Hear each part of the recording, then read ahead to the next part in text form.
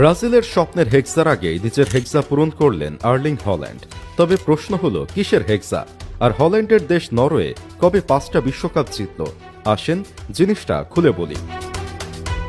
Erling Haaland জাতীয় দল হোক কিংবা ক্লাব ফুটবল যেখানেই খেলেছেন সেখানেই গোল এসেছে অবিরাম।